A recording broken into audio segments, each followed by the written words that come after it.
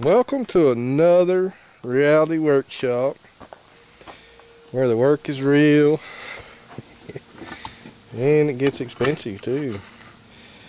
I worked on a lot of stuff. I ain't made one of these in a bit. I've been pretty busy, but I'm working on an old Mac 110. Good saw. Picked it up for $5, and I had it running, but Ben's the old carburetor, which is right here, been around a while. Gaskets dried up. Took a little bit trying to find parts. Boy, I'll tell you. But I found some parts. I got them. Had to order them. There's the carburetor kit.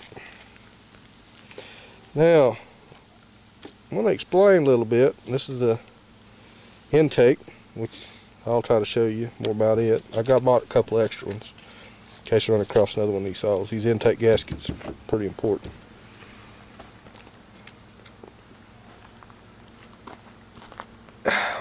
This is what they call, can you see that? It is a MDC 15 carburetor right there.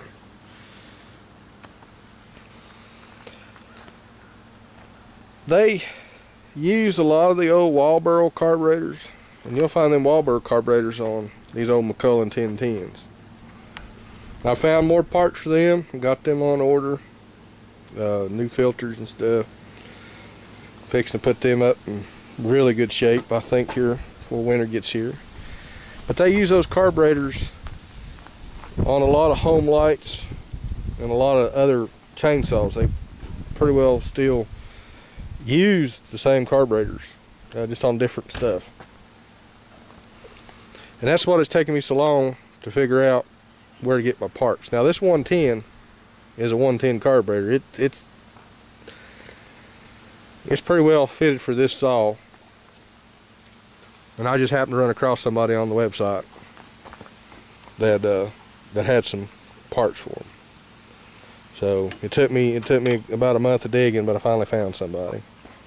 But this is out of its case, because these saws here, you know, this is the whole engine. That right there is the oiler.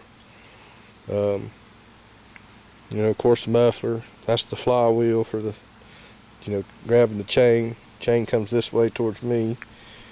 This is a coil, and they usually go bad. Flywheel. So when you come across these old stuff for nothing, 9 times out of 10, they're probably blowed up. So I don't pay a whole lot for them.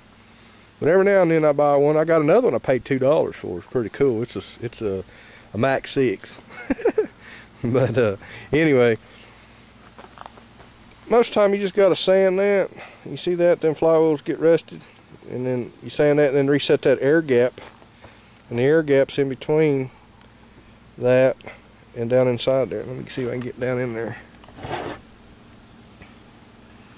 And I just use, to set air gaps, and I've done it since I was a kid. I was taught, I use a sheet of sandpaper.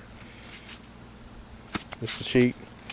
I stick sandpaper down in there, and then I pull the magnets to it, and then I tighten up my screws.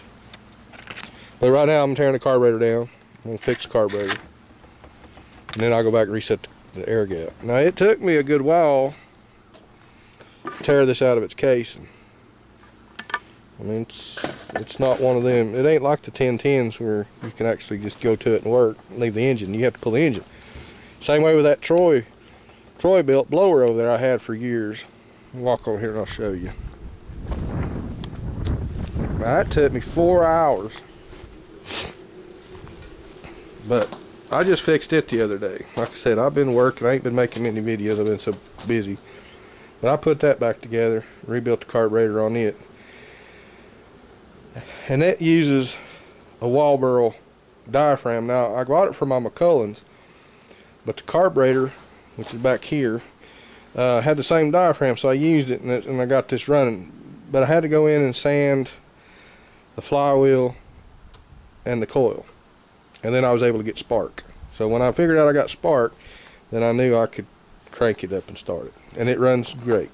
Now, This compressor that's under here, that's in here, that blows the air, they normally crack. That one's cracked, but it'll run for a while. And don't ask me what happens when it blows up, because I ain't never had one blow up on me. So if it comes apart, then I'll tell you what happens when they blow up. But anyway, that was thrown away. That was a freebie. That was a junk one. So anyhow, I just wanted to let you know, under here, under this flywheel, there's a set of points. And there's the condenser. Usually the condenser goes bad, but all this is working. I already had this thing running. This motor does run. It just didn't run good. I had to run it on half choke on the carburetor, and that tells me I'm sucking air down here on these gaskets, or the diaphragm's bad. Because the diaphragm's not pumping enough fuel, you have to run it lean to get it to run it off. So, that's what my carburetor kits are for. See, right there, that's the kit for this 110 diaphragm and gasket, and then intake gaskets. So, I'm going to get busy because it's getting cold, wind's blowing, and we'll see what happens. Probably won't even run when I get done with it. But anyway, we're going to try it and see what happens.